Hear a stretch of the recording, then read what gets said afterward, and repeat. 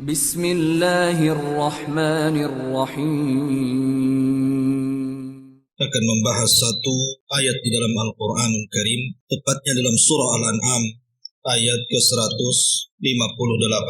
Allah Subhanahu wa taala berfirman, "Hal yanzuruna illa an ta'tiyahumul malaikatu aw ya'tiya rabbuk aw ya'tiya ba'du ayati rabbik. Yauma ya'ti ba'du ayati rabbika la yanfa'u nafsan imanuha lam takun amanat min qablu aw kasabat fi imaniha khaira. Qul intadhiru inna muntadhirun." Allah Subhanahu wa taala berfirman, apakah mereka menunggu-nunggu sampai datang para malaikat kepada mereka, atau datang Rabb kalian kepada mereka, atau datang sebagian tanda-tanda Rabbnya? Pada hari sebagian tanda-tanda Rabbnya didatangkan, maka tidak akan bermanfaat satu jiwa pun keimanannya, terutama orang-orang yang belum beriman sebelumnya atau sudah beriman sebelumnya tapi tidak pernah melakukan kebaikan. Ma'asyiral muslimin yang dimuliakan Allah Subhanahu wa taala, ayat ini menjelaskan tiga perkara. Pertama,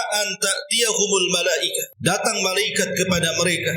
Menurut Al-Imam As-Sa'di dalam kitabnya Tafsir Kalimur Rahman, maksudnya adalah liqabdi arwahihim fa innahum idza wasalu ila tilkal hali lam yanfa'uhumul iman wala salihul a'mal. Maksudnya para malaikat itu yang dimaksud malaikat di sini adalah malakul maut. Apabila datang mencabut ruh-ruh mereka dan mereka sudah sampai kepada perkara itu, maksudnya dicabutnya ruh, maka tidak bermanfaat iman mereka dan juga amal soleh mereka. Contohnya seperti Firaun, ketika dia tenggelam, dia sempat mengatakan amantu bima amanat bihi banu Israel. Aku beriman seperti yang diimani Bani Israel. Tapi kemudian Jibril datang membawa tanah, kemudian disumpalkan di mulut Firaun agar Firaun tidak bertobat kepada Allah. Orang sepertimu wahai Firaun, inilah yang layak. Kemudian dilemparkan tanah itu ke mulutnya sehingga Firaun meninggal dalam posisi su'ul khatimah. Dan ini sebagaimana sabda Nabi SAW bahwa tobat seseorang itu akan diterima malam yugharghir, selama nyawa masih belum ditenggorokan. Kemudian yang kedua, au ya'ti rabbu, atau Rabbu akan datang. Kapan itu? Li faslil qada'i bainal ibad, ketika Allah Subhanahu wa taala datang untuk memutuskan setiap perkara hamba kelak di padang mahsyar. Dan ketika itu tidak ada manfaat kecuali amalan yang dibawanya. Karena Ali radhiyallahu anhu mengatakan, al-yaum yaumul amal wal ghad yaumul hisab. Hari inilah di dunia hari beramal, sementara besok nanti setelah kematian hanya tinggal hisab saja, perhitungan kita dengan Allah Azza wa Jalla. Kemudian yang ketiga, dan ini yang dimaksud kajian kita malam ini, au ya'tiya ba'du ayati rabbi, atau datang kepada mereka sebagian tanda-tanda Rabb. Maksudnya di sini adalatu ala qurbi saati, tanda-tanda sebagian tanda-tanda Rabb yang akan didatangkan Allah kepada manusia, artinya tanda-tanda yang menunjukkan tentang dekatnya kiamat besar. Dan ma'ruf, sering saya ulang-ulang, bahwa tanda-tanda kiamat besar ada 10. Dimulai daripada Dajjal, kemudian turunnya Isa bin Maryam, kemudian munculnya Ya'juj dan Ma'juj. Ini tartib berdasarkan hadis. Tidak ada khilaf di antara ulama tartib yang tiga ini. Yang menjadi khilaf adalah ketika ayat-ayat dan tanda-tanda kiamat besar yang lainnya, seperti umpamanya gempa dari arah timur, kemudian gempa dari arah barat, kemudian gempa di Jazirah Arab, kemudian setelah itu munculnya duha, kemudian setelah itu terbitnya matahari dari arah barat, kemudian setelah itu munculnya dabatun minal ard, binatang yang keluar dari perut bumi dan bisa bicara, kemudian setelah itu angin yang datang yang menghembus membunuh orang-orang yang beriman walaupun memiliki sebiji zarah. Kemudian munculnya api dari arah Aden yang menggiring manusia kepada tempat perkumpulan mereka di Syam. Lah, 7 tanda ini menjadi khilaf para ulama mana duluan, sehingga tidak bisa dipastikan ini yang ini duluan, yang itu duluan. Itu kembali kepada ijtihad para ulama. Akan tetapi di sini Allah Subhanahu wa taala mengatakan dalam ayat setelahnya, Allah mengatakan yauma ya'ti ba'du ayati rabbi la yanfa'u nafsan imanuha. Ketika tanda-tanda besar dekatnya hari kiamat itu telah tiba, maka tidak akan bermanfaat satu jiwa pun keimanan. Lam takun amanat min qablu, di mana orang ini sebelumnya memang tidak beriman, au kasabat fi imaniha khaira, atau mungkin sudah beriman tetapi tidak beramal saleh. Ada sebuah hadis yang kemudian menjadikan penafsir daripada ayat ini. Nabi sallallahu alaihi wasallam bersabda, hadis yang dikeluarkan Abi Hurairah radhiyallahu dari jalur Abi Hurairah radhiyallahu an, Nabi sallallahu alaihi wasallam bersabda, "Salasun idza kharajna la yanfa'u nafsan imanuha lam takun amanat min qablu aw kasabat fi imaniha khaira." 3 perkara kata Rasulullah, apabila muncul maka satu jiwa pun tidak manfaat iman. Lam takun amanat min qablu aw kasabat fi imaniha khaira. Terutama orang yang tidak pernah beriman sebelumnya atau sudah beriman tetapi tidak mengamalkan amal kebaikan. Kemudian Rasul menyebutkan 3 perkara. Pertama, tulu'us syamsi min maghribiha, terbitnya matahari dari arah barat. Kemudian yang kedua, ad-dajjalu, dajjal, keluarnya dajjal. Dan yang ketiga, wadabatul ard, dan binatang yang keluar dari perut bumi yang akan bicara, tugasnya menstempel manusia mukmin dan kafir itu saja. Terjadi iskal di sini, terjadi masalah dalam hadis ini. Di sini Nabi Shallallahu Alaihi Wasallam menyebutkan kalimat dajjal. Okelah, kalau matahari terbit dari arah barat, memang tobat seseorang tidak akan diterima. Kalau matahari sudah terbit dari barat, percuma beriman, percuma bertobat. Penyembah berhala sekalipun melempar patungnya tidak akan diterima tobat. Orang yang tidak pernah sholat kemudian sholat pun tidak akan diterima sholat. Ataupun mungkin yang ketiga, dabatul ah, binatang yang keluar dari perut bumi, yang kemudian tugasnya menstempel dahinya seorang yang beriman sehingga bercahaya dan menunjukkan keimanannya, kemudian menstempel hidungnya orang kafir menjadi gosong dan menunjukkan kekafirannya. Ini sebagai penguat dari tanda-tanda munculnya matahari dari arah barat. Jadi ketika muncul matahari dari arah barat, iman seseorang sudah tidak diterima lagi. Makanya muncul binatang yang menstempel mukmin dan kafir. 2 perkara ini disepakati bahwa kalau muncul tidak mungkin diterima iman. Masalahnya di sini ada kalimat dajjal. Dajjal ini kita tahu bahwa pendapat yang paling kuat wallahu a'lam berdasarkan banyak pendapat seperti Imam Ibnu Hajar, Al-Imam Al-Qurtubi dan banyak para ulama salaf yang lainnya mengatakan bahwa dajjal itu adalah permulaan tanda dari tanda-tanda kiamat besar. Dan mukadimahnya munculnya Imam Mahdi. Lah dajjal ini kita tahu bahwa datang mau fitnah yang sangat besar, karena biasanya orang itu kalau membawa fitnah di tengah-tengah manusia paling tinggi ngaku nabi, ngaku Imam Mahdi, ngaku malaikat Jibril, kan begitu. Tapi dajjal ini bukan ngaku nabi, bukan ngaku malaikat Jibril, bukan ngaku Imam Mahdi, tapi dia ngaku Tuhan masalahnya. Sama dengan Fir'aun. Tapi Fir'aun itu tidak sakti, buktinya dia tenggelam gitu ya. Tapi Dajjal ini diberikan kemampuan. Yang ingin saya katakan bahwa Dajjal ini berperang melawan pasukan Imam Mahdi. Kemudian terdesak pasukan Imam Mahdi. Kemudian turun Isa bin Maryam menolong pasukan Imam Mahdi. Berakhir dengan membunuh Dajjal. Setelah Dajjal terbunuh, kemudian selang beberapa waktu setelahnya muncul Ya'juj dan Ma'juj. Isa tidak berperang dengan Ya'juj dan Ma'juj karena memang tidak bisa diperangi dan tidak bisa dibunuh masalahnya. Sehingga Isa hanya berdoa sehingga diturunkan lugab, azab berupa ulat yang kemudian masuk di tengkuk setiap Ya'juj dan Ma'juj dan Allah binasakan. Lah setelah Ya'juj dan Ma'juj ini, Isa bin Maryam memerangi ahli kitab, memerangi orang-orang Yahudi dan Nasrani. Setiap berjumpa dengan ahli kitab maka dipaksa untuk masuk Islam. Kalau tidak masuk Islam maka dibunuh. Makanya Allah Subhanahu wa taala mengatakan wa in min ahlil kitab illa la yu'minanna bihi qabla mautihi. Dan sebagian ahli kitab itu nanti kelak di akhir zaman akan masuk Islam sebelum wafatnya Isa bin Maryam. Lah di sini menunjukkan apa? Masih diterima imannya kan? Karena mereka dipaksa masuk Islam. Kalau memang Dajjal ini bagian daripada 3 perkara, kalau muncul tidak diterima imannya, kenapa pula Isa bin Maryam memaksa orang ini masuk Islam kalau tidak dibunuh? Karena ketika itu pilihannya cuma 2. Beda di zaman Rasul ada 3 pilihan. Masuk Islam, bayar jizyah, perang kan gitu ya. Kalau di zaman itu tidak ada. Tidak ada jizyah, yang ada masuk Islam atau mati. Ketika orang-orang ini masuk Islam, tentu bermanfaat Islamnya. Tapi kenapa dalam hadis ini Rasul mengatakan, salasun idza kharajna la yanfa'u nafsan imanuha lam takun amanat min qablu aw kasabat fi imaniha khaira tulu'us syamsi min maghribiha wad dajjal wadabatul ard. 3 perkara apabila keluar tidak akan manfaat iman seseorang, baik sebelumnya belum beriman atau setelahnya beriman kemudian tidak melakukan amal kebaikan. Pertama, matahari terbit dari arah barat. Yang kedua, munculnya Dajjal. Dan yang ketiga, binatang yang muncul dari perut bumi. Lihat, di sini ada kalimat Dajjal. Baik, kita akan urai. Apa maksudnya? Sebab kalau seandainya kita tidak urai, berarti kalau seandainya Dajjal itu muncul, berdasarkan riwayat ini, tidak manfaat lagi iman. Lalu apa? Apa manfaat keimanannya kalau sudah kemudian keluarnya Dajjal? Percuma sholatnya, percuma puasanya, percuma hajinya, percuma zakatnya.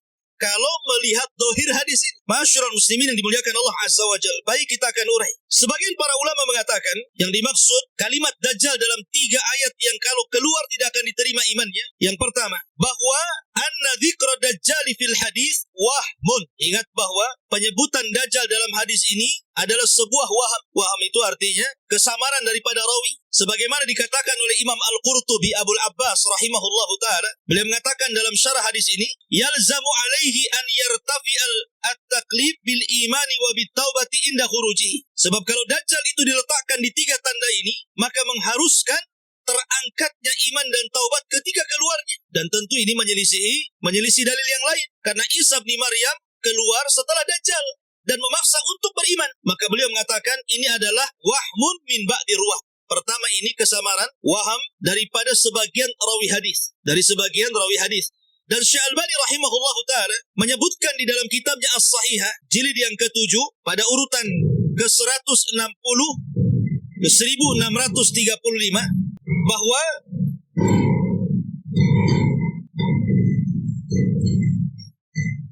saya ulangi, Syekh Albani rahimahullahu ta'ala menyebutkan dalam sahihnya terjadi beda cetakan dalam kitab Al-Musnad. Harusnya yang menggantikan posisi Dajjal itu bukan Dajjal, tapi yang menjadikan posisi Dajjal adalah Duha.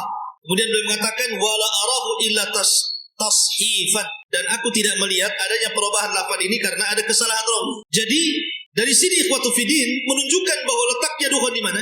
Letaknya dukhon itu masuk pada 3 tanda dari tanda-tanda kalau muncul berurutan. Berarti iman seseorang tidak akan diterima. Menunjukkan bahwa tartib dukhon itu, dukhon dulu, matahari terbit dari arah barat, kemudian muncul dabatul ar. Itu tartib yang benar. Sebab kalau seandainya dukhon diawalkan, sebagaimana yang tersebar hari ini, bahwa dukhon itu adalah tanda pertama kiamat besar, sampai kemudian ada orang yang meramal, memprediksi, bahasa halusnya, bahasa kasarnya meramal gitu ya, mengatakan bahwa akan terjadi di 15 Ramadan kemarin, tetapi ramalannya meleset. Mungkin tengok jarinya tidak pas kan, jadi meleset. Subhanallah ya. Ma'asyiral muslimin yang dimuliakan Allah Azza wa Jalla. Jadi di sini kata Syekh Albani rahimahullah taala, ada tasif, ada perubahan di dalam cetakan dalam musnad itu harusnya bukan Dajjal tetapi kalimat Tuhan. Jadi ketika Rasul mengatakan 3 perkara, kalau seandainya datang tidak diterima iman seseorang, baik sebelumnya beriman atau sudah beriman dan tidak beramal soleh, maksudnya yang pertama terbitnya matahari dari arah barat, kemudian duhan, kemudian munculnya binatang dari perut bumi. Begitu tertib. Ini jawaban yang pertama. Jawaban yang kedua, disebutkan para ulama bahwa kalau memang itu tidak ada perubahan wahmun dari rawi, anggaplah memang benar seperti itu tertibnya, bahwa 3 perkara itu sebagaimana zahirnya redaksi hadis bahwa terbitnya matahari dari arah barat, kemudian Dajjal, kemudian munculnya binatang dari perut bumi yang bisa bicara, yang menstempel mukmin dan kafir itu. Maksudnya di sini 3 perkara ini kalau muncul semua. Jadi tidak bisa Dajjal muncul, imannya tidak diterima, tidak. Harus 3-tiganya muncul. Dajjal muncul, matahari terbit dari arah barat, kemudian muncul binatang dari perut bumi, baru dikatakan imannya tidak diterima. Ini jawaban yang kedua. Jawaban yang ketiga, karena di masa Dajjal itu orang disibukkan dengan ketakutan yang luar biasa, dengan fitnah yang luar biasa, sehingga mereka dilupakan dari beramal soleh karena ketakutan yang berlebihan. Jadi karena takutnya dengan Dajjal, akhirnya kemudian mereka pun disibukkan dengan ketakutan sehingga tidak beramal soleh. Ada yang kemudian mentakwil seperti itu, tapi terlampau jauh. Wallahu a'lam. Maka kalau kita melihat dari 3 alasan ini, yang lebih akrab wallahu a'lam adalah yang pertama, bahwa tertibnya adalah terbitnya matahari dari arah barat, kemudian duhan, kemudian dabatul ar. Tetapi susunannya duhan dulu, baru terbit matahari dari arah barat, baru kemudian munculnya binatang dari perut bumi. Karena duhan itu tanda yang terakhir di mana orang diberikan kesempatan untuk bertobat. Dia tanda terakhir dia. Ketika muncul dukhon itu diberikan kesempatan. Kalau masih bertobat, diterima tobatnya. Kalau tidak bertobat, maka selang beberapa waktu terbit matahari dari arah barat. Ketika itulah Rasul mengatakan, salasun, 3 perkara idza kharajna la yanfa'u nafsan imanuha. Kalau keluar tidak mungkin manfaat iman. Maka di sini letak dukhon di pertengahan. Wallahu a'lam. Karena itu yang paling banyak dikuatkan para ulama salaf. Tapi sekali lagi ini tidak menjazmkan. Karena ijtihad para ulama tentang tartib ini banyak sekali. Banyak sekali. Tapi ini yang lebih akrab dengan dalil. Kita kan kembali kepada dalil dan penjelasan para ulama itu lebih selamat. Daripada memperbanyak prediksi-prediksi yang tidak ada, yang omong kosong, akhirnya tidak terjadi, jadi malu jadinya. Ketika tidak terjadi kan malu jadinya. Ketika malu, dicabutnya fatwanya. Ketika dicabut, kalau seandainya dia kemudian meralat masih mendingan. Terkadang sudah meralat masih juga ada orang yang kemudian sebagian manusia itu ngeyel. Oh mungkin dukhonnya tidak terjadi, tapi Imam Mahdinya akan muncul. Nah, gitu. Jadi dukhonnya ini oke lah, dilewatkan dukhonnya karena nggak terjadi tanggal 15 kemarin. Sehingga sudah bab dukhon sudah selesai. Karena kalau bab dukhon ini nunggu Ramadan lagi, baru diangkat lagi. Itu pun kalau Ramadannya tanggal 15 hari Jumat. Ketika kemudian ini dikat, tanda kiamat yang lain dibesar-besarkan. Sekarang apa lagi? Mahdi. Kan gitu ya. Sekarang yang digembor-gemborkan itu Imam Mahdi. Bahwa Imam Mahdi akan keluar tahun 2020. Ada yang mengatakan 2022. 2022. Masya Allah. Dengan sangat yakin dan pastinya mengatakan seperti itu. Walaupun lisan halnya kadang-kadang mengingkari aneh. Ketika dia sudah menyebutkan tempatnya, menyebutkan usianya, kemudian memprediksi akan kekacauan besar. Nanti nih kalau tidak terjadi, mungkin Imam Mahdi sudah nggak bicara lagi. Mungkin yang lain lagi Dajjal. Jadi begitulah akhirnya prediksi. Agama ini berdasarkan syariat, ikhwan. Ada Quran, ada sunnah. Tidak mungkin kedua pusaka ini menyesatkan orang. Makanya Rasul mengatakan, taraktu fikum amraini lan tadillu ma tamassaktum bihima kitaballahi wa sunnati. Tinggalkan kepada kalian dua perkara ya. Kalau kau pegang dua-duanya, kalian tidak mungkin sesat. Yang sesat itu kalau seandainya keluar daripada Al-Quran dan Sunnah. Karena kesesatan itu cuma dua. Munculnya pemahaman yang salah ketika berdalil itu dua. Satu, dalilnya palsu, dalilnya lemah. Kalau dalilnya palsu, dalilnya lemah, bagaimana mau beristidlal mengambil pelajaran daripada dalil? Oh, asalnya saja sudah salah. Bagaimana cabangnya? Ini satu. Dan ini yang banyak hari ini. Ketika mereka menggembar-gemborkan dengan hadis maudhu, dengan hadis palsu, kemudian mereka dengan sangat yakin menjabarkan hadis itu, ya tidak mungkin terjadi omong kosong. Kenapa? Dalilnya saja tidak ada. Karena bukan dari Nabi. Atau yang kedua, dalilnya sahih, tetapi dicocok-cocokkan logika. Dalilnya benar. Quran, Sunnah, Bukhari, Muslim. Dalilnya Masya Allah. Akhrajahu Shaykhaini. Dikeluarkan dua imam hadis Bukhari Muslim. Tetapi cara memahaminya tidak kembali kepada para ulama, tapi kembali kepada otak. Kembali kepada cocok logika. Kemudian disangkut pautkan dengan akal pikiran dia. Seolah-olah ulama itu tidak paham dengan hadis itu, ada yang paham. Seolah-olah penafsiran para ulama itu hanya berlaku di zamannya, di zaman sekarang ada yang memahaminya. Siapa Anda? Makanya terjadi kesesatan jadinya. Nah dari sini ma'asyiral muslimin yang dimuliakan Allah Azza wa Jalla, maka alhamdulillah Ramadan tenang, kaum muslimin bisa beribadah lagi. Dan tidak perlu khawatir lagi dengan ada dukhon, karena dukhonnya sudah lewat. Dukhonnya sudah nggak ada lagi. Nanti, wallahu a'lam. Dukhon itu pasti ada, tapi jangan dipastikan. Karena dukhon itu tanda-tanda langit. Kenapa pula ada di bumi? Dukhon itu kan tanda-tanda langit. Dia muncul di langit, dukhon itu. Bukan dari bumi. Itulah berdasarkan penafsiran Imam Qurtubi rahimahullah ta'ala ketika mentafsirkan ayat dukhon. Itu tanda-tanda langit. Bukan tanda-tanda bumi. Makanya Imam At-Tayyibi mengatakan, bahwa ada tanda-tanda yang bisa merubah bumi, ada tanda-tanda yang bisa merubah langit. Salah satunya dukhon. Karena memang muncul dari langit. Allah yang munculkan dukhon itu dari langit, bukan timbul dari bumi. Apalagi kemudian akibat daripada bongkahan dan jatuhan meteor yang sangat besar, 20 kali lipat dari lapangan bola, kemudian akan menimbulkan asap yang tebal yang membungkus satu dunia. Wah, ini bahaya ini kalau udah gini. Ma'asyiral muslimin, dari mana ini asal usulnya? Siapa yang mentafsirkan? Maka tinggalkan cocok logi itu sudah. Akal itu dilahirkan untuk patuh kepada Quran dan Sunnah, bukan untuk mengakal-akali Quran dan Sunnah. Sebab kalau agama ini akal-akalan, ketika membasuh sepatu itu bukan atasnya tapi bawahnya, karena yang kotor bawahnya. Kenapa syariat mengusap sepatu di atas, padahal yang di atas itu bersih, yang di bawah itu kotor? Karena agama ini bukan akal-akalan. Orang kentut, harusnya yang dibasuh itu pantatnya. Kenapa pantatnya nggak disalahkan? Semua dibasuh pula.